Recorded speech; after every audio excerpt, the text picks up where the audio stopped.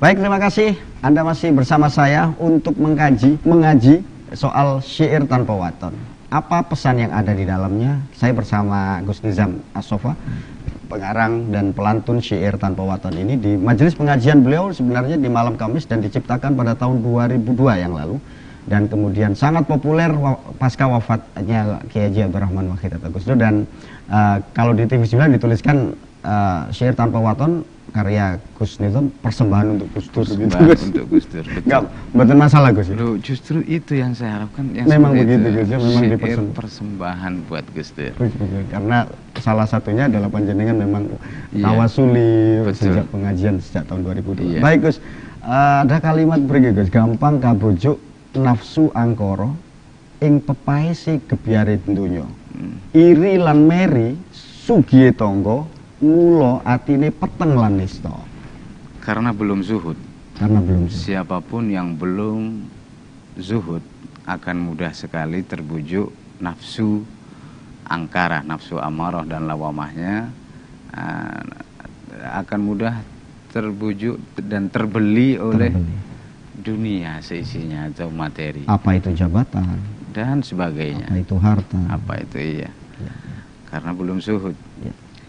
Orang yang belum zuhud akan mudah sekali terjangkit penyakit iri lan meri sugi tonggo, iri lan meri pangkate tonggo, iri lan meri sukses dan seterusnya dan sebagainya.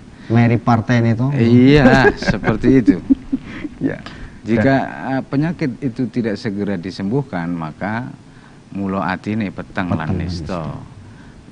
Jadi tidak tahu mana yang hak, mana yang batil. Kalau penyakit seperti itu tidak segera diobati dengan obat yang semestinya. Enggak ngerti bedanya jenang kalau tletong. Iya. Podo gembuke. Mana bubur, mana Thailandung itu.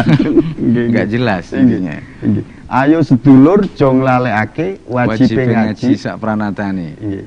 Nggo ngandelake iman tauhide baguse sangu mulya matine.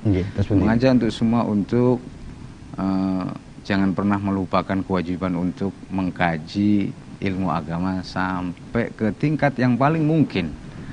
Pranaton itu yang jenengan maksud apa Gus? Sak pranatan itu sak syarat rukune wajib ngaji sak pranatane, kewajiban mengaji seluruh keilmuan setingkatan mulai TK sampai S2, S3 misalnya jenjang pendidikan umum seperti itu. Di samping syaratnya mengaji 6 itu apa itu lakain wa khirsin wa bulghatin wa irsyad dan seterusnya. Itu yang dimaksud sak pranatane. Nggo ngendelake iman tauhid maksudnya untuk mempertebal keimanan dan kandel maksudnya. Kandel. Kalau bayangannya kok ngendelake, boten ngandelake. Mempertebal. Untuk mempertebal keimanan dan ketauhidannya. Karena jika ilmu mulai dari syariat, tarekat, hakikat, ma'rifat itu telah dikuasai dengan baik, maka keimanan dan ketauhidannya akan kokoh. Bagusi sangu mulya matine. Ini orang itu kan nggak bisa dinilai sekarang. Belum tentu, selalu mungkin saja. Selalu mungkin terbuka lebar, maka kita tidak boleh serta-merta menghujat, menilai dan seterusnya, karena sesungguhnya yang dinilai itu akhir hayatnya. Maka kita semua tahu almarhum beliau Gus Dur, akhir hayatnya semua orang menangis. Indonesia bahkan dunia juga menangis. Itu menjadi tanda bahwa husnul khotimah beliau bagus sangu mulya mati. Terus Kang Aran Soleh bagus atine karena mapan sharing ilmune laku tarekat lan ma'rifat uga hakikat manjing rasane. Kita semua tahu bahwa Allah tidak melihat hambanya dari sisi luar. Innallaha la yanzuru ila suwarikum walakin yanzuru ila qulubikum. Yang dimaksud soleh bukanlah yang bagus rupa atau kaya harta, tinggi pangkat, mobil mewah, mobil bagus, rumah mewah, bukan, tapi yang tampan hatinya, yang kaya hatinya, yang tinggi derajatnya di sisi Allah dan seterusnya. Itu semua karena memang kesolehannya itu didukung oleh kemapanan ilmu yang sudah berseri. Seri, maksud seri ya, seri yang kita iya, kenal seri serial berseri, gitu. Ya. Artinya memang ilmunya terus nggak putus. Ketika masa kecil sampai usia 18 tahun misalnya, kita harus mengkaji, menguasai sisi syariat agama, sisi luarnya. Usia 18 ke atas sampai usia 40 tahun, hendaknya kita mengkaji sisi batinnya agama. Dalam hal ini sisi tarekatnya, tasawuf, tauhid itu. Diharapkan usia 40 tahun, usia kenabian, kematangan, ya, di situ kita sudah benar-benar sebagaimana yang diharapkan oleh Kanjeng Nabi kita lah, secara keilmuan dan amaliyah sehari-hari, sehingga melakukan apa-apa ini sudah tahu maksud dan tujuannya, sudah tahu alamat yang dituju. Bukan siapa-siapa, yaitu Allah Subhanahu wa Ta'ala. Jadi yang jenengan maksud bahwa laku torekot lan makrifate hakekot manjing rasani, itu artinya torekot makrifat ini hakikat. Seri. Ini berserinya.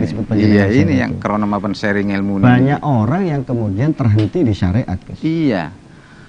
Ya disitulah maka kemudian merasa kita semua tahu orang kalau tidak mendalami ilmu tasawuf sebagaimana yang dikatakan gurunya Syekh Ibnu Atha, Syekh Al-Mursi, malam yadaghalghal fi ilmina hadza kana musirran 'alal kabair. Barang siapa yang tidak menyeruak masuk ke dalam ilmu kami ini, ilmu tasawuf, maka dia akan terus-menerus terjangkit penyakit sombong. Padahal maka nafi qalbihi dzurriyyatun min kibrin dakhalan nar. Kita semua tahu barang siapa yang di hatinya ada satu biji atom, satu ujung jarum kesombongan, merasa dirinya lebih baik dari orang lain, dia jatah masuk neraka. Harus disiapkan ya. Disiapkan oleh Allah. Terus ya Gus, Al-Qur'an Qadim wahyu minulya tanpa tinulis bisa diwaca. Iku wejangan guru waskita den tancepake ing jero dodo. Siapapun yang mengkaji ilmu tauhid akan paham bahwa sesungguhnya kalamullah itu laisa bi sautin wala bi harfin, laisa bi harfin wala sautin wala kilmatin wala. Bahwa firman Allah itu tidak bersuara, tidak juga berhuruf, berkata, berkalimat. Tapi ya tanpa tinulis, tapi bisa diwaca. Kalimat ini sangat bernas, Gus. Tanpa tinulis bisa diwaca. Sebetulnya juga kita semua tahu bahwa ada ayat kitabiah, ada ayat kauniyah. Itu ada ayat tinulis, ada ayat tanpa tinulis. Dan jenengan melalui bait ketujuh ini ingin agar para jamaah itu memang menancapkan Al-Quran ini di dalam diri kita. Iya, agar basah, biar Qurannya nggak kering, gitu. Agar Al-Quran basah. Artinya makna-makna tersiratnya itu menyerap ke dalam jiwa kita, bahwa sesungguhnya Al-Quran itu telah ada dalam jiwa kita masing-masing, di pangkal jiwa, di sirri kita. Hadis ada di roh kita, dan seterusnya. Terus Gus niku. Iku wejangan guru waskita den tancepake ing jero dodo. Itulah wejangan guru yang telah mumpuni ilmunya, yang bijak, salafus sholihin. Yang telah ditancapkan ke dalam dada. Kumantil ati lan pikiran merasuk ing badan kabeh jeroan, mukjizat Rasul dadi pedoman minangka dalan manjinge iman. Al-Quran Qadim tadi itu berusaha ditancapkan ke dalam hati dan pikiran, berharap merasuk ing badan kabeh jeroan. Mukjizat Rasul ini ya Al-Quran itu sendiri. Al-Quran menjadi pedoman terhadap sarana masuknya keimanan kita kepada Allah yang gaib itu. Tunggal malih, Gus. Kelawan Allah kang maha suci kudu rangkulan rino lan wengi, titiraka titiri adoi zikir lan suluk jo nganti lali. Bahwa setiap insan apapun profesinya, kegiatan atau pekerjaan apapun yang ditekuni, hendaklah ia melakukan hubungan intim dengan Allah. Hubungan intim dengan cara apapun, tanda kutip. Iya, ini jadi menjalankan istilahnya merangkul Allah. Iya, meminjam bahasa antar makhluk. Iya, ini. Ya, karena sesungguhnya sulit untuk memahami. Kalau ini mengartikan takoruban itu. Takoruban ilallah. Yang benar-benar mudah-mudahan bisa sampai ke makom qoba qausaini au adna. Kita dengan Allah itu selalu berhadap-hadapan atau bahkan lebih dekat dari itu. Musyahadah. Iya, seperti itu yang dimaksudkan. Dan itu harus ditirakati, Gus. Harus ditirakati dan diriyadhoi. Artinya harus diupayakan. Harus diupayakan dan diperjuangkan mati-matian. Zikir lan suluk jangan sampai dilupakan. Kayaknya ini menjenengan sedang menjelaskan torikoh nih, Gus. Torikoh ini sebetulnya memang diperuntukkan kalangan toriko, kalangan ahlu torik khususnya. Iya. Tapi karena sudah terlanjur tersebar di khalayak sekarang, maka ya. Dan artinya kalau memang itu artinya torekoh memang dibutuhkan, sangat sebagai dibutuhkan obat masa kini. Iya. Gus, nanti kita masih ada waktu untuk menjelaskan lagi. Baik, para pemirsa, luar biasa. Syair-syair ini pada dasarnya adalah sebuah sebuah cermin dari Al-Quran sendiri, dan ini diterapkan dengan bagus, disusun dengan indah oleh Gus Nizam dalam syair tanpa waton. Anda jangan kemana-mana, saya masih ada waktu untuk menjelaskan di akhir dan bagaimana akhir dari syair tanpa waton ini dikaji dari sisi ilmu tasawuf. Saya akan segera kembali.